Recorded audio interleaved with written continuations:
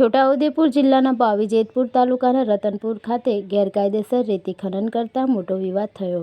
હાથમજૂરી કરીને ટ્રેક્ટરમાં રેતી ભરતા સ્થાનિકોએ હદબારની બહાર હિટાચી મશીનથી થતી ગેરકાયદેસર રેતી ચોરીનો ભાંડો ફૂટ્યો અને હોબાળો મચાવ્યો। સ્થાનિકોએ તાત્કાલિક ખાણ ખનીજ વિભાગના અધિકારીઓને બોલાવ્યા અને 4 જેટલા ટ્રકોને ગેરકાયદેસર રેતી સાથે પકડી પાડવામાં આવ્યા। સ્થાનિકોએ અધિકારીઓને સવાલ કર્યો કે બ્રિજને નુકસાન ટ્રેક્ટરથી થાય કે મશીનોથી થતું ખનન દેખાતું નથી અને ટ્રેક્ટરથી ખોદીએ તો દેખાય છે। આ ઘટનાએ જિલ્લામાં મોટા પાયે ચાલી રહેલા ગેરકાયદેસર ખનન પર ગંભીર સવાલો ઊભા કર્યા છે અને ખનીજ વિભાગની કામગીરી શંકાના દાયરામાં આવી છે।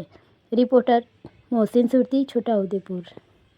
440 આવીને આવી ગયા અધિકારીઓ અમુને છે કે નહીં ઓફિસો પર રડાવેલા છે।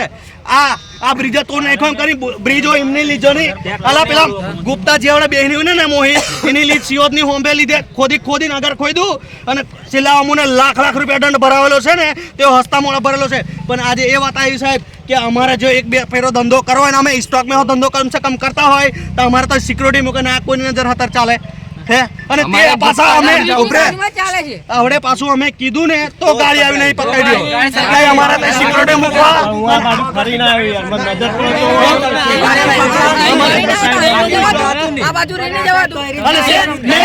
તમે મને લેખિતમાં આપી દો મેં કલેક્ટર કને બી જવા કે ટ્રેક્ટરથી બ્રિજને નુકસાન થતો હોય ને ટ્રેક્ટર વાળો પેલું ખુદે ये मने साबित करना लो केलू खोदी खोदे ये लेखित में ब्रिज में नुकसान होय ने तो હું લેખિત में ખોદાઈ કે મંજૂર થી વધારે ખોદાઈ કે તમે ઉनको મશીનોથી નુકસાન છે કે ટ્રેક્ટર વાળાથી નુકસાન છે એનો જવાબ આલ દો તમે મને।